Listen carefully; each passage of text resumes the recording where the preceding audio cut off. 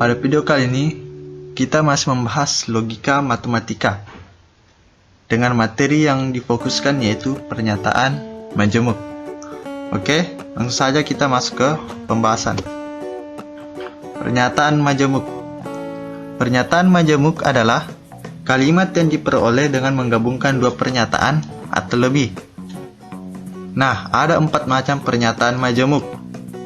Yang pertama yaitu dan, dilambangkan dengan V terbalik, diistilahkan dengan konjungsi. Yang kedua yaitu atau, dilambangkan dengan huruf V, diistilahkan dengan disjungsi. Yang ketiga yaitu jika maka, dilambangkan dengan arah panah ke kanan, diistilahkan dengan implikasi.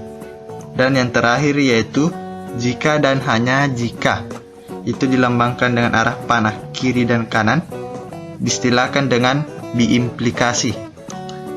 Oke, kita masuk ke konjungsi.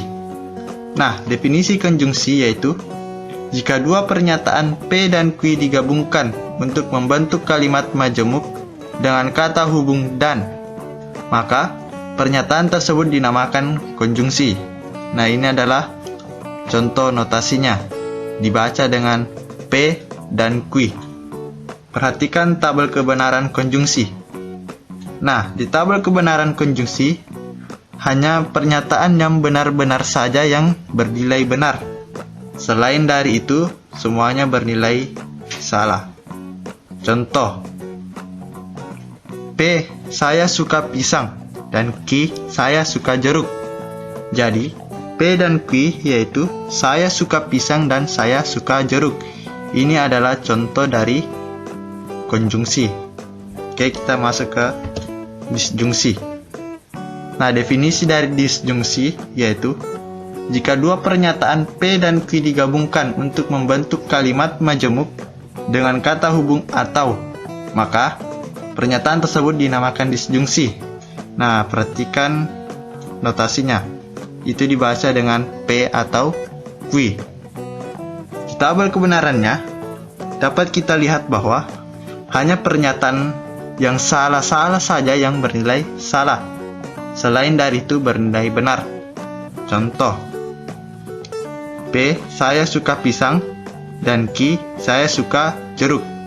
Jadi, P atau Q, saya suka pisang atau saya suka jeruk. Nah, itu adalah contoh dari disjungsi. Oke, kita masuk ke implikasi. Nah, definisi implikasi yaitu jika dua pernyataan P dan Q digabungkan untuk membentuk kalimat majemuk dengan kata hubung jika, maka pernyataan tersebut dinamakan implikasi. Nah, perhatikan ini adalah notasi dari implikasi, dibaca dengan P jika maka Q. Nah, perhatikan tabel kebenarannya. Nah, di tabel kebenarannya hanya yang pernyataan yang bernilai benar dan salah saja yang bernilai salah. Nah, selain dari itu bernilai benar. Perhatikan contoh. P, saya suka pisang. Q-nya, saya suka jeruk. Jadi, P jika dan hanya jika Q, yaitu jika saya suka pisang, maka saya suka jeruk. Itu adalah implikasi. Perhatikan bahwa di awal kalimat kita tambahkan dengan kalimat jika, dan di kalimat kedua kita tambahkan dengan maka. Itu adalah implikasi. Oke, kita masuk ke biimplikasi. Definisi biimplikasi: jika dua pernyataan P dan Q digabungkan untuk membentuk kalimat majemuk dengan kata hubung jika dan hanya jika, maka pernyataan tersebut dinamakan biimplikasi. Notasinya, P jika dan hanya jika Q. Perhatikan tabel kebenarannya.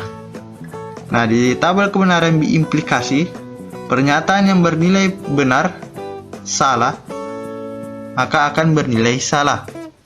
Dan pernyataan yang bernilai salah benar juga akan bernilai salah. Jadi diimplikasi hanya pernyataan yang benar-benar saja yang benar dan salah-salah saja yang bernilai benar. Perhatoh. Saya suka pisang, Ki, saya suka jeruk. P, jika dan hanya jika Ki, yaitu saya suka pisang jika dan hanya jika saya suka jeruk. Itu adalah tadi biimplikasi, contoh dari biimplikasi. Oke, kita masuk ke tautologi dan kontradiksi. Tautologi adalah pernyataan majemuk yang selalu bernilai benar, bagaimanapun kemungkinan nilai kebenaran dari komponen-komponennya. Contoh, di tabel kebenaran dari tautologi yaitu semua hasilnya itu bernilai benar. Ya, perhatikan tadi tabelnya yang di sudut kanan akhir ini ya. Semuanya bernilai benar. Itu adalah tautologi. Nah, kontradiksi adalah pernyataan majemuk yang selalu bernilai salah, bagaimanapun kemungkinan nilai kebenaran dari komponen-komponennya. Contoh, lihat, perhatikan tabel kebenarannya. Semuanya itu bernilai salah. Itu adalah kontradiksi. Akhir jawaban dari soal tadi yaitu. Oke, kita masuk ke bentuk ekuvalem pernyataan majemuk. Dua pernyataan dikatakan ekuvalem jika kedua pernyataan majemuk tersebut mempunyai nilai kebenaran yang sama. Ini adalah contoh notasi dari bentuk ekuvalem, yaitu garis tiga garis yang sejajar. Nah, contoh tabel kebenarannya, perhatikan bahwa P atau Q maka Q memiliki nilai kebenaran yang sama, maka ini bisa dikatakan ekuvalem.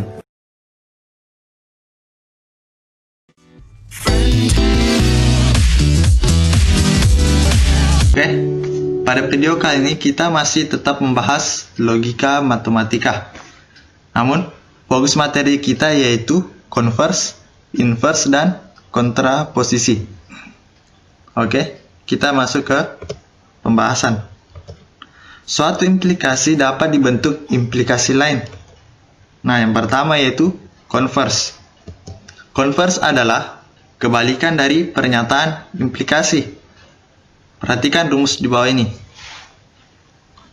Kalau implikasi adalah P maka Q, maka converse-nya yaitu Q maka P.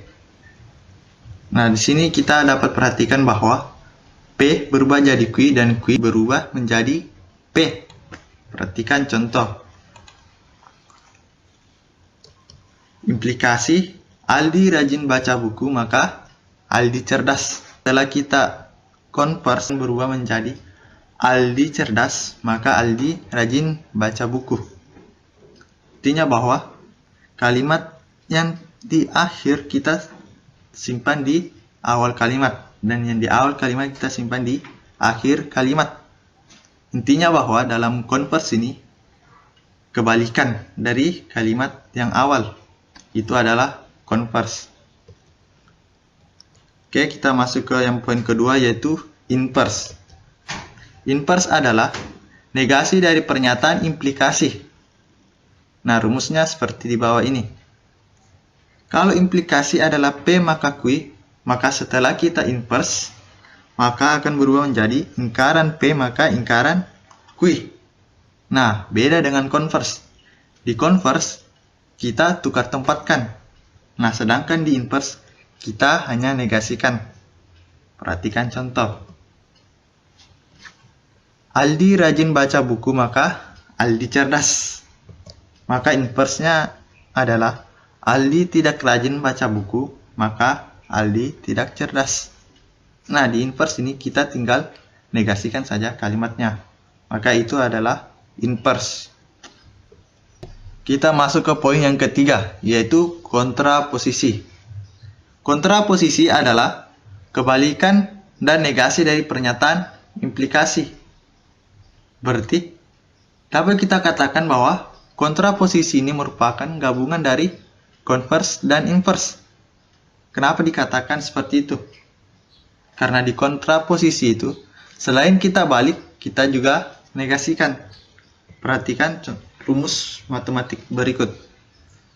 Kalau implikasi adalah P maka Q, maka kontraposisinya adalah lingkaran Q maka lingkaran P.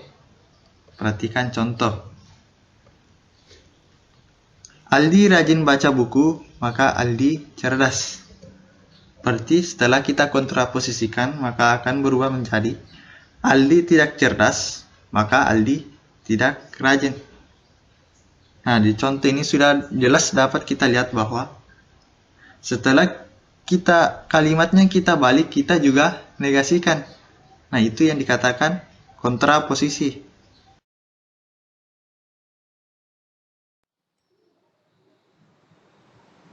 Dari akhir dari logika matematika, yakni tentang penarikan kesimpulan.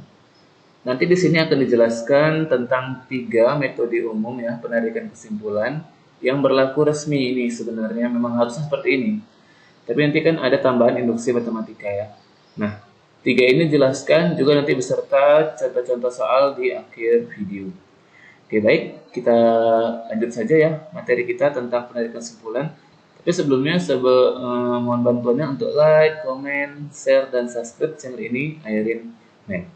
Baik, kita mulai aja yang pertama ya, penarikan kesimpulan. Dalam penarikan kesimpulan, itu nanti akan dikenal yang namanya modus. Modus itu bukan berarti yang seperti seperti sastika sering muncul. Maksudnya modus ini ada nanti disebut modus ponens ya, modus tollens, dan silogisme. 3 itulah yang sah dalam penarikan kesimpulan. Ya, sebenarnya harus seperti itu. Nah, nanti akan dijelaskan ya. Langsung aja kita mulai supaya nggak banyak lebar. Yang pertama kita tengok dulu modus ponens ya. Oke, yang pertama itu disebut dengan modus ponens. Dia jika ada seperti ini ceritanya. Semua pernyataan itu dilambangkan dengan implikasi ya. Jika pernyataan pertama itu dibuatkan P, maka Q. Nah, pernyataan kedua itu dituliskan P. Nah, sebenarnya ini yang umum terjadi di kehidupan kita ya. Jika ada sebab, ada akibat. Ternyata sebabnya itu depan, terjadi depan, maka akibatnya belakang. Misalnya, jika saya ribut, maka saya dimarahin. Saya ribut, saya dimarahin. Ini yang sering kita alami di kehidupan kita ya, modus ponens. Nah, sekarang contoh seperti ini. Tentukan kesimpulan dari jika harga bahan bakar naik, maka ongkos kendaraan naik. Kita tentukan dulu mana P sama Q-nya. Ingat P itu yang depan, berarti harga bahan bakar naik itu P, ya. Kemudian ongkos kendaraan naik itu namanya Q. Ternyata harga bahan bakar naik P. Berarti kan ini seperti bentuk modus ponens ini. Jika P, maka Q. Ternyata dia P. Jadi kesimpulannya adalah Q.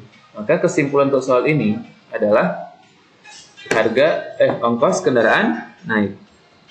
Ongkos kendaraan naik. Nah, paham kan? Ini dimaksud dengan modus ponens.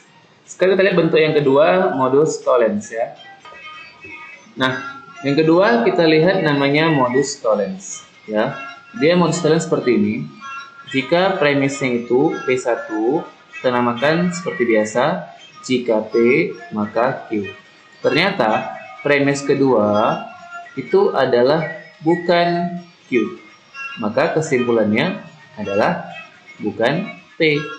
Lihat, kalau tadi yang depannya sama, maka belakangnya sama. Tengok, belakangnya beda, berarti kesimpulannya depannya beda. Nah, contoh, tentukan kesimpulan dari jika ia dermawan, maka ia akan disenangi masyarakat. Jika ia dermawan, maka ia akan disenangi masyarakat. Berarti ia dermawan, ini sebagai P, ya, ini sebagai Q. Ia tidak disenangi masyarakat. Berarti kan merupakan negasi Q. Nah tadi, seperti ini. Yang pertama, jika P, maka Q. Yang kedua, negasi Q. Maka kesimpulannya adalah negasi P. maka kesimpulan untuk soal ini adalah ia tidak dermawan. Nah, ini masalah yang kedua ya, modus tollens. Kita lihat yang ketiga tentang silogisme. Yang ketiga tentang silogisme, ya. Dia seperti ini. Ada dua bentuk. Bentuk yang pertama ini yang umumnya kita lihat ya. Nanti P1 adalah jika P maka Q. P2 jika Q maka R. Nah, berarti kesimpulannya itu ini sama. Perhatikan. Berarti kesimpulannya bisa kita buat jika P maka R. Nah, bentuk yang kedua itu kita menggunakan kontraposisinya. Jadi persamaan pertama, pernyataan premisi pertama itu kontraposisinya. Jadi tulis itu adalah negasi Q maka negasi P. Premis yang kedua negasi R maka negasi Q. Dah, ternyata sama juga. Lihat, ini sama. Maka kesimpulannya adalah negasi R maka negasi P. Nah, perhatikan. Berarti kan bisa kedua, tengok belakangnya sama. Berarti depannya turun, belakang turun. Atau depannya sama, sama belakang. Ini turun. Ingat posisinya. Nah, untuk soal kita ini. Jika Paris ibu kota Prancis, berarti namanya siapa nih? P. Maka 2 tambah 3, 5. Ini sebagai Q. Jika 2 tambah 3, 5. Ini siapa? Q dong. Sama ya kan kalimatnya? Maka Monas ada di Jakarta. Ini namanya si R. Jadi kalau kita buat, premis pertama adalah jika P maka Q. Premis kedua jika Q maka R. Ternyata seperti ini. Nah, maka kesimpulannya kan jika P maka R.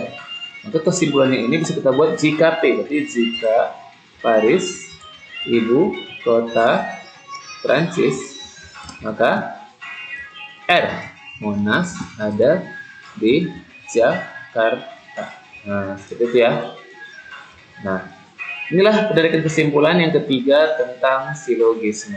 Sekarang kita lihat cita-cita soal ya, yang tentang penarikan kesimpulan. Kita lihat soal yang pertama. Contohnya seperti ini. Tentukan kesimpulan dari, ini ada 3 premis ya, enggak 2 lagi. Ada 3 premis ya.